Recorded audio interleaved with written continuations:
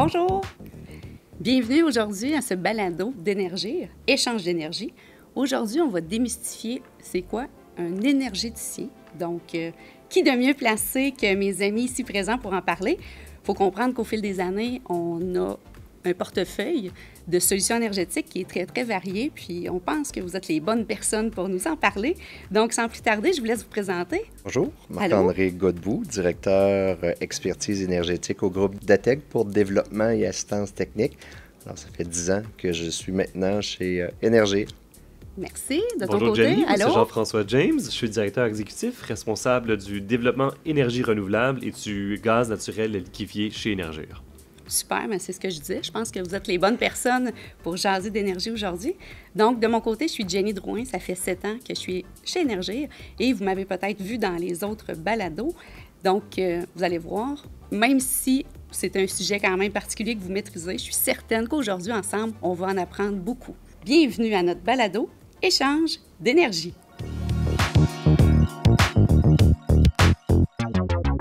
On se lance dans le vif du sujet. On se ramène aux années 2000. En 2001, il y a eu le premier programme d'efficacité énergétique. Donc, si on fait un calcul rapide, ça fait quand même 24 ans. Ça fait une vingtaine d'années qu'on est là-dedans. Fait qu'il faut comprendre qu'on a déjà un petit peu d'expérience. Si on parle de ça, pourquoi dans ces moments-là, voyez-vous le pourquoi on a décidé de lancer ça dans le début des années 2000? C'est une époque où le gaz était de plus en plus rare et puis probablement que le prix du gaz aussi a augmenté. Donc, on voulait rester compétitif avec nos produits par rapport aux alternatives. Donc, il fallait...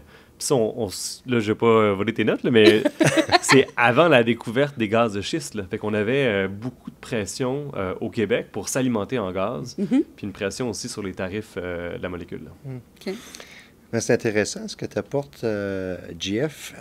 Vois-tu, moi, de mon aspect, je le vois que on était peut-être dans une situation aussi que le réseau, donc les extensions de réseau, un petit peu plus serrées peut-être au niveau des développements et donc de faire de l'efficacité énergétique au niveau de justement les projets d'augmentation de transit, de transport, peut-être qui venaient aussi rendre un aspect intéressant à ce niveau-là, mais un dans l'autre, les programmes d'efficacité énergétique, donc 24 ans, tu mentionnais, bientôt 25 ans, c'est beaucoup de projets, beaucoup d'eau qui ont coulé sous les ponts depuis.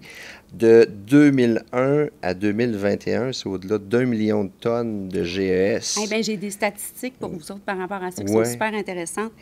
En termes de projets, tu as dit il y a beaucoup de projets. Je vais mettre un chiffre sur ton beaucoup. 147 000 projets qui ont vu le jour. Fait qu'on peut dire un gros wow, hein? Cette quantité-là est extraordinaire. On parle tu as parlé de millions, c'est 1,6 million de tonnes de GES qui ont quand même été évitées. Fait qu'il faut se dire... Jusqu'à aujourd'hui. Jusqu'à aujourd'hui. Fait qu'il faut comprendre que ça a évolué beaucoup. Puis en même temps, on se rend compte que on a fait de grandes choses. Puis là, on est quelques années plus tard, hein, depuis 2001. Puis là, ce qu'on entend beaucoup, il y a une nouvelle étape qui semble être nécessaire. Puis on parle de la biénergie. Est-ce que c'est le cas? Comment vous voyez ça? Bien, peut-être, si tu me permets, la biénergie vient d'un besoin qui est un petit peu comme je le mentionnais tout à l'heure. Donc, nos réseaux, nos infrastructures électriques, pour la première fois depuis 50 ans, arrivent à leur limite, spécialement du côté de l'électricité. Mais nous aussi, comme distributeurs, toute notre infrastructure souterraine peut être valorisée. Alors, c'est vraiment dans un aspect sociétal que la biénergie, le concept de biénergie a été créé, qui vient un petit peu utiliser les forces de chacun des réseaux. Donc, du réseau électrique, du réseau gazier, mais pour un bénéfice qui est sociétal. Donc, de venir en période de pointe, venir soulager le réseau électrique d'Hydro-Québec et en même temps, venir utiliser les avantages du réseau gazier pour nos clients, mais encore une fois, pour la société. Moi, je te dirais, au début des années 2000, qu'on a commencé le programme d'efficacité énergétique, l'intention, c'est d'aider nos clients à mieux consommer. Souvent, on s'est rendu compte que si on faisait des petits changements, des meilleurs équipements, ça pouvait permettre à ces clients-là de consommer moins de gaz, mais d'avoir les mêmes effets. Fait que la même productivité, la même quantité de chaleur, consommer plus intelligemment, consommer moins, mais avoir le même résultat. Fait que c'est augmenter l'efficience essentiellement de nos clients. C'était un besoin qui était économique. C'est-à-dire qu'on est capable d'augmenter la compétitivité de notre produit pour nos clients, pour éviter qu'il y ait à des sources d'énergie alternatives, le mazout, l'électricité, autre chose. Ça, c'est la réalité il y a peut-être 20 ans. Oui. Mais aujourd'hui, les besoins, je dirais, sociétaux ont évolué aussi. On n'est plus juste dans un contexte économique, il y a aussi un contexte de décarbonation. Oui. Puis pour moi, la biénergie vient justement nous aider à accompagner nos clients, non seulement dans la compétitivité, mais aussi dans leur parcours de décarbonation. Oui. Fait que la biénergie permet justement à certains de nos clients de se dire, bien, je vais passer, par exemple, en électrification, quand la pression sur les réseaux est plus faible. Donc, Hydro-Québec est capable d'alimenter ce client-là en électricité. Mais quand il fait encore très froid, mais le client peut rester au gaz naturel. On vient vraiment aller chercher l'avantage des deux réseaux. Un réseau qui peut être 100% décarboné, puis un réseau comme celui d'Énergir qui permet d'être flexible, agile, être là quand il y a des grands besoins de puissance, d'avoir des solutions qui sont dynamiques, mais aussi qui peuvent aussi être décarbonées. On va sûrement y revenir tantôt. Oui, ben oui, assurément. Puis, ben là, comme vous l'avez dit, la biénergie, je pense que c'est là pour rester, puis c'est une bonne idée. Il y a aussi d'autres alternatives qu'on regarde, parce qu'on l'a dit tantôt, on a un grand portefeuille de solutions. On avait le gaz naturel renouvelable qu'on a encore. On a aussi l'hydrogène, la géothermie. C'est quoi la suite? Est-ce une suite à tout ça? Ah, c'est passionnant. Je pense que on a évolué beaucoup au cours des 20 dernières années, mais avec le contexte dans lequel on vit, je pense que le rythme de changement va s'accélérer. Là. On pourrait parler d'intelligence artificielle. On sait que c'était très dynamique, ça nous fait un peu peur. Mais même dans le contexte d'infrastructure énergétique, ça va changer aussi rapidement, peut-être pas aussi vite que dans les TI, mais il faut qu'on s'adapte à la nouvelle réalité. Oui. Au Québec, on est dans une juridiction où on a des particularités, entre autres une grande présence d'hydroélectricité. Donc, on doit s'attaquer à ce qui émet encore des gaz à effet de serre.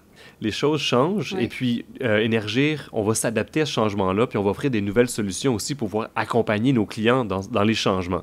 Donc, continuer à offrir des solutions qui sont compétitives économiquement, donc avoir un prix qui est intéressant. Okay? Puis on est dans un monde, dans un contexte où il y a beaucoup d'inflation, donc le signal prix est super important. Il y a l'aspect de fiabilité aussi. Tu sais, c'est super important. Ben oui, là, parce que ce qu'on veut, c'est qu'on veut que ce soit fiable. Ben, absolument. Puis on va être là quand il fait très froid. On veut pas notre carburant, Oui. entre autres, il sert à chauffer nos maisons, il sert à chauffer nos industriels. Donc, on a besoin d'avoir cette grande fiabilité-là. Oui. Puis, il y a besoin de décarbonation aussi qui est super important. Fait que le défi, ça va être de conjuguer un peu ces trois éléments-là. Puis de s'adapter à chacun de nos clients puis d'avoir la bonne vélocité pour pouvoir être capable de les accompagner dans cette transition-là. Fait que tantôt, tu parlais, c'est on s'en va où? Oui. On continue à adapter nos produits pour pouvoir accompagner nos clients dans ces changements-là. Puis on pourrait poser la question, puis je pense que de par ta réponse, on a aussi cette réponse-là. Aujourd'hui, dans les années qu'on vit, de penser avoir un seul type d'énergie, c'est pas viable. C'est un défi de tous les jours pour nos équipes qui sont près des clients, qui sont près du marché. Même chose pour toi, Jean-François. On est souvent confronté à ça, les clients qui veulent laisser le gaz naturel aller totalement à l'électricité. Puis, à la base, c'est pas mauvais. Cependant, encore, comme je le disais tantôt, on arrive à la limite des réseaux électriques. Donc, ça devient un enjeu qui est vraiment individuel, à savoir si un client va être capable d'avoir la puissance pour être capable de se décarboner, parce qu'on le sait, l'électricité est beaucoup associée à la décarbonation de par la production électrique au Québec, qui est hydraulique à la base. Fait que de penser qu'une seule énergie pourrait répondre aux besoins énergétiques de tout le monde. Bien, exactement. Au niveau des infrastructures, c'est un gros problème. Aussi, un autre aspect, la construction de barrages hydroélectriques, comme dans les années 60 ou 70, ça l'a changé un petit peu aussi par le fait même. Mais l'autre aspect qui est très important par rapport à ça, et c'est là que la biénergie devient très intéressante, c'est que la biénergie, qui est spécialement au niveau commercial et institutionnel, donc des clients qui sont de plus petites consommations, si je peux dire, de gaz naturel, donc la transition peut se faire plus facilement. Ce qu'on dit à la base, c'est au niveau de la biénergie, c'est 70 % de la consommation de gaz naturel va être transféré à l'électricité. Et le 30 % restant, bien, lui, va pouvoir être utilisé en période de pointe. OK. Donc, c'est quand même un programme. C'est ça, c'est un... c'est justement, ça le dit, de la biénergie qui permet de combiner deux énergies pour passer au travers les besoins qu'on a. Et l'autre aspect, si tu me permets, qui est extrêmement important, c'est la résilience énergétique. Oui. Parce que ça peut arriver, des pertes d'électricité, et même à la limite, perte de réseau gazier. Donc, c'est jamais sûr à 100%. Donc, d'avoir une dualité d'énergie, de source d'énergie, bien, permet, en cas d'urgence, de pouvoir continuer à opérer. Puis ça peut devenir aussi réconfortant là, pour le consommateur lui-même. Puis souvent, bien, quand on parle d'énergie, on parle qu'on devient ou qu'on est plutôt des conseillers en énergie, des énergéticiens. Dans vos mots, ça veut dire quoi aujourd'hui? Concrètement, ça ressemble à quoi, JF? Ah, c'est un super beau mot, hein? C'est comme si on l'avait inventé, là, mais... Je trouve que ça nous colle bien. Écoute, pour moi, énergéticien, c'est quelqu'un qui va comprendre plus qu'un produit, mais qui va comprendre la globalité de ce qui est nécessaire pour alimenter en énergie un client. OK.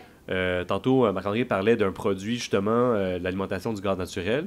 Mais tantôt, tu l'as dit aussi, c'est qu'il n'y a pas une solution unique pour les besoins qu'on a.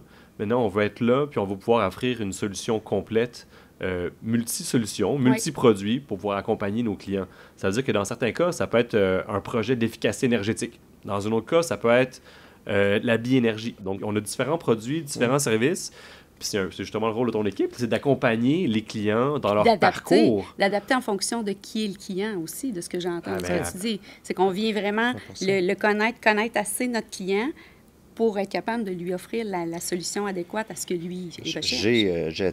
J'ai lu la définition d'énergéticien il y a quelques semaines. Tu as fait des devoirs avant.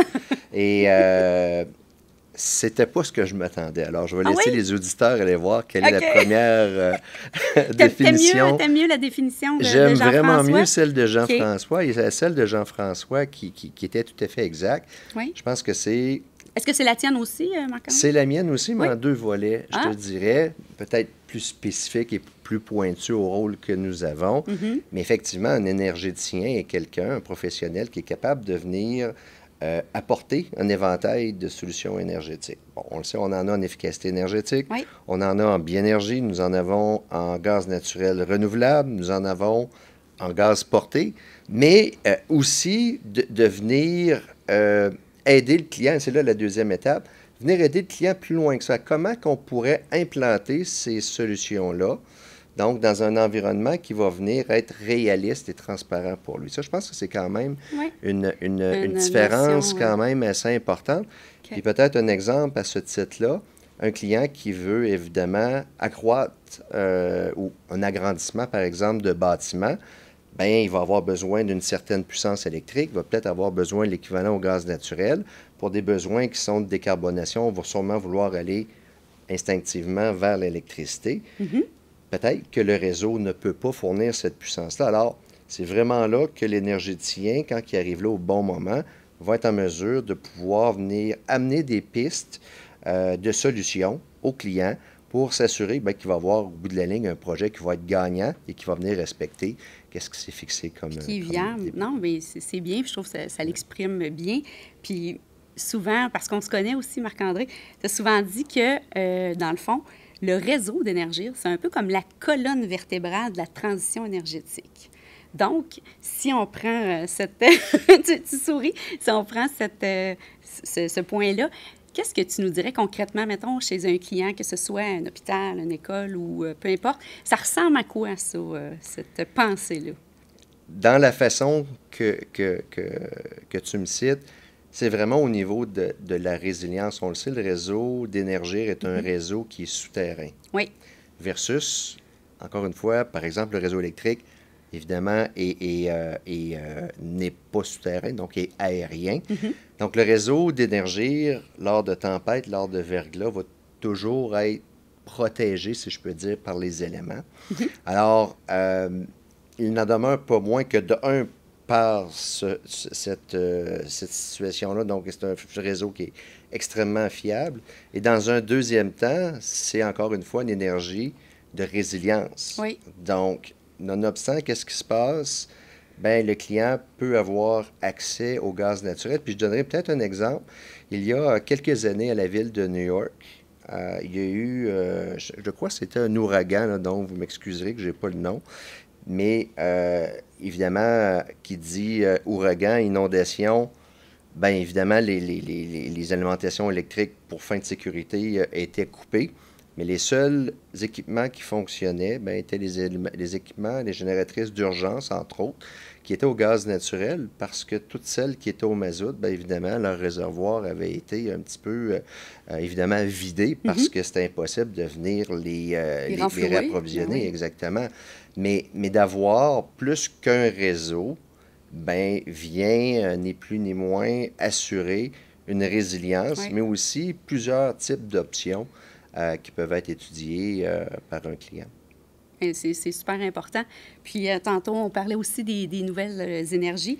On parle du gaz naturel renouvelable, mais on parle aussi de sa traçabilité. Pourquoi c'est important?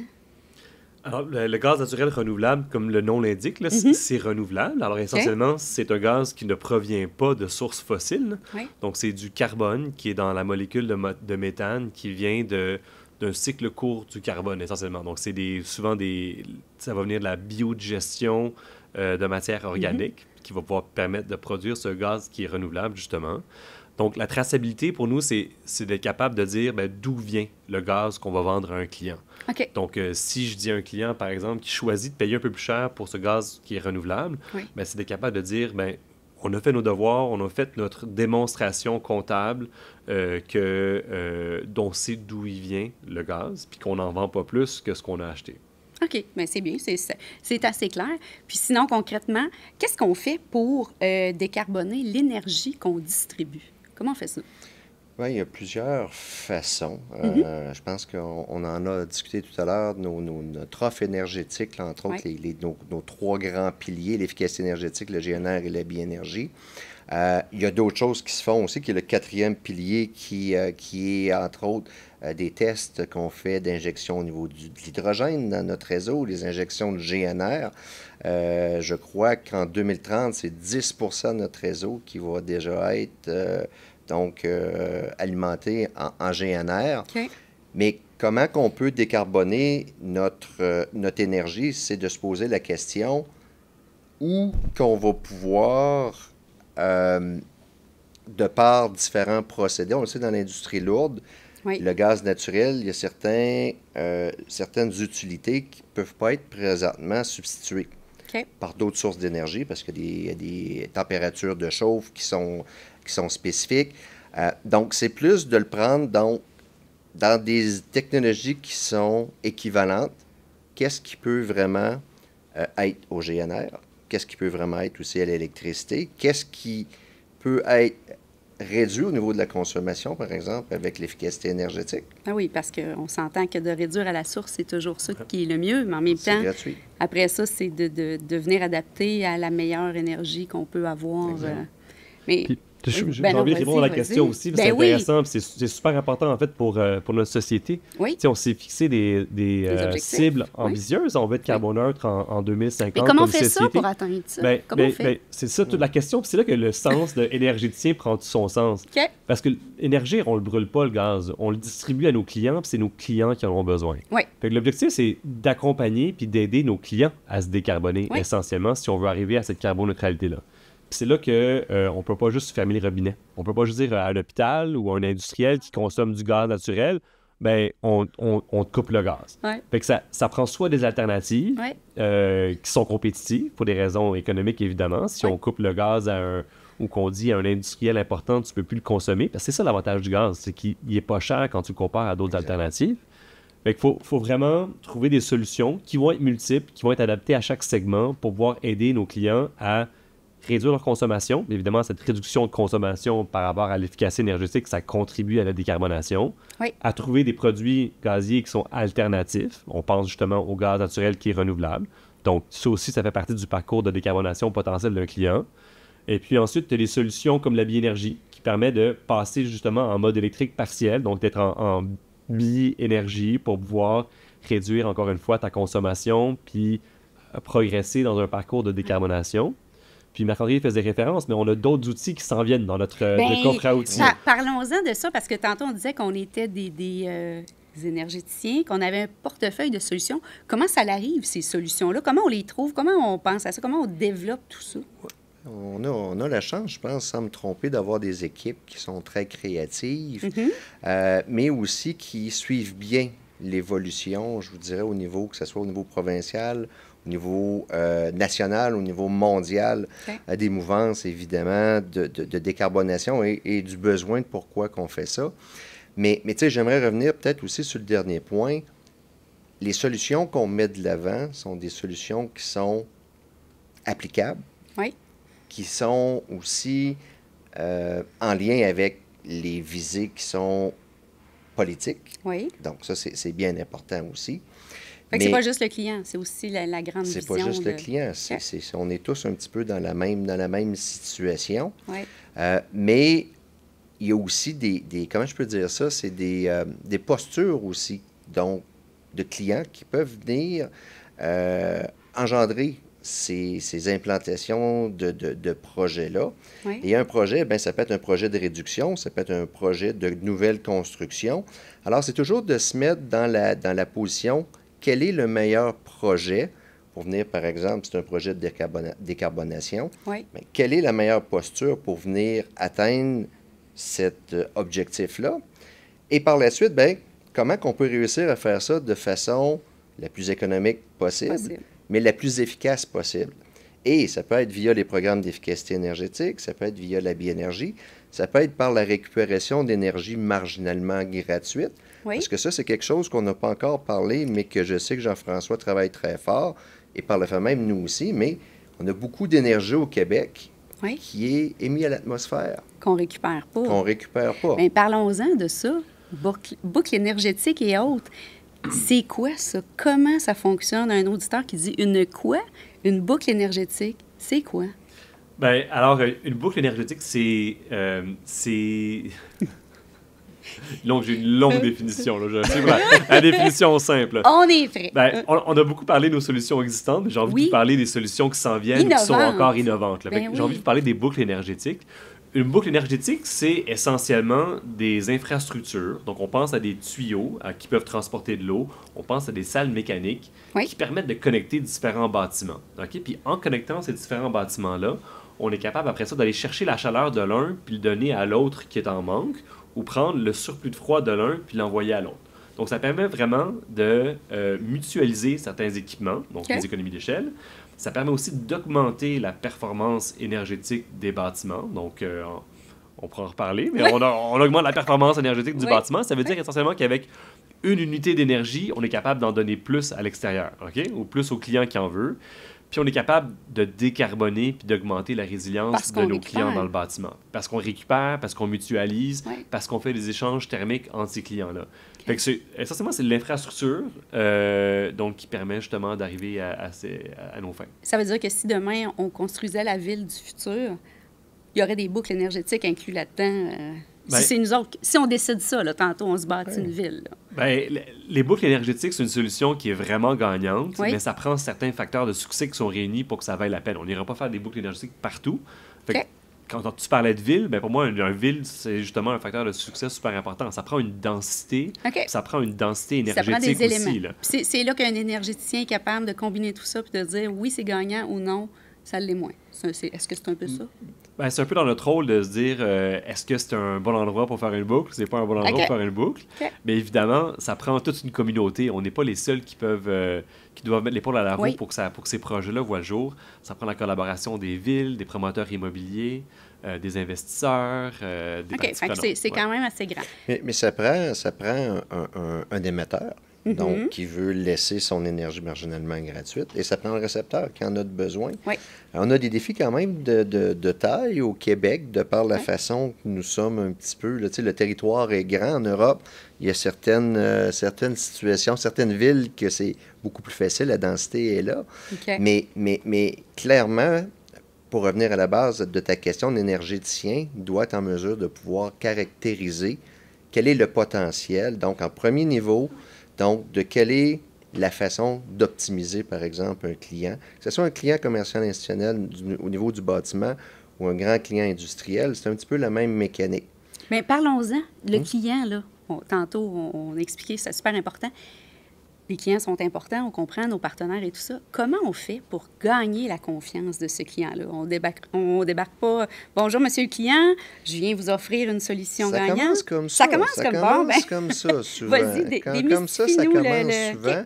OK. Bien évidemment, on a la chance d'être, comment je peux dire ça, d'être très près de nos clients Oui. chez Énergir, donc entre autres avec les représentants solutions énergétiques affaires, avec nos conseillers solutions énergétiques grande entreprise.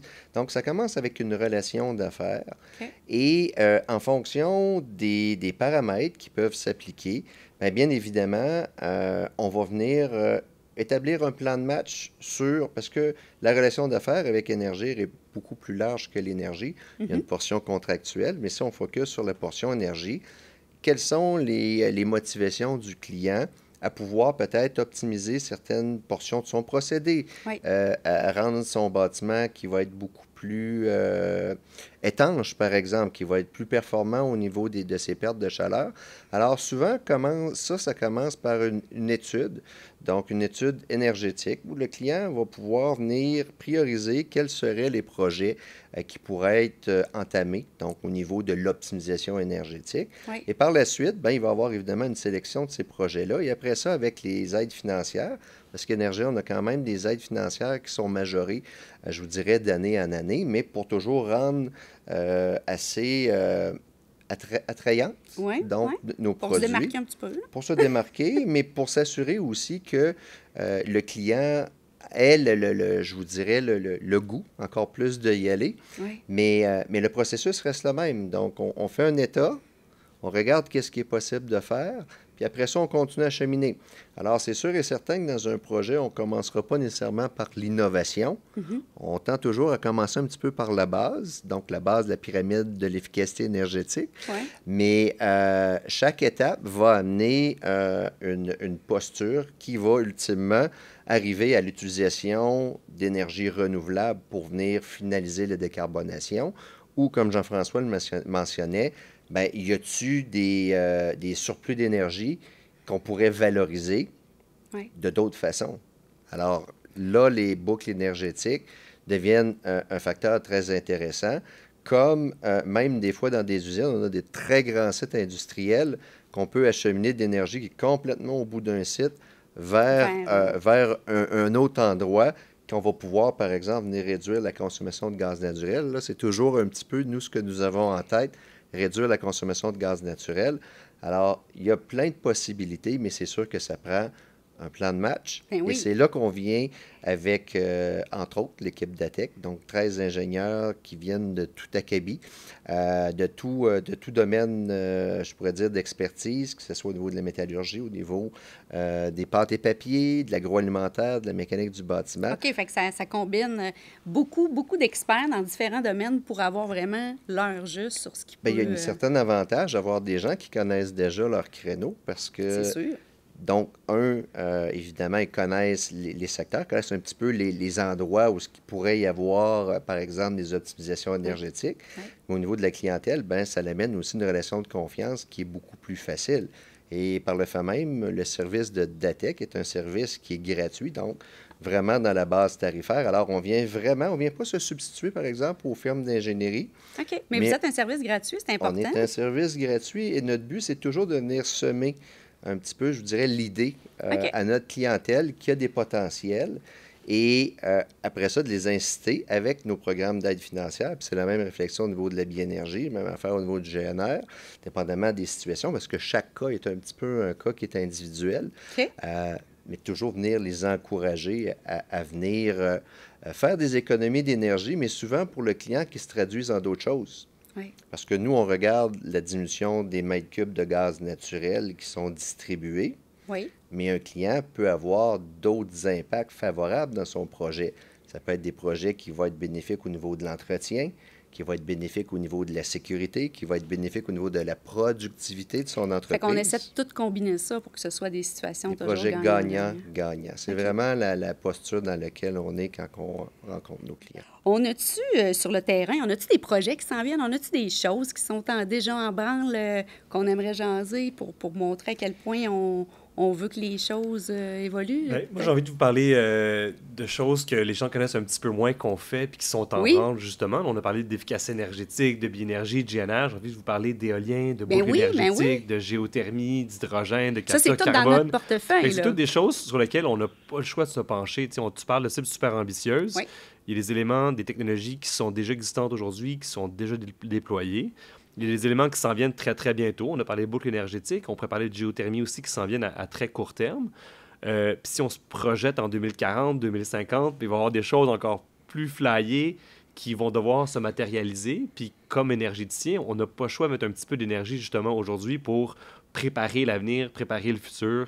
Puis on peut penser à la capture et le stockage du carbone, on peut penser à l'hydrogène vert, l'hydrogène turquoise, d'autres types de solutions comme ça.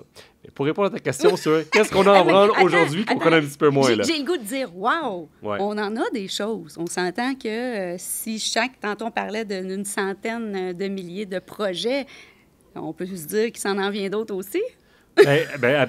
Non, absolument. Puis, tu sais, on n'a pas 10 millions de clients, là, Énergir. On a 215 000 clients, je ne me trompe pas. Donc, de voir autant de projets d'efficacité énergétique, c'est spectaculaire considérant le nombre de clients.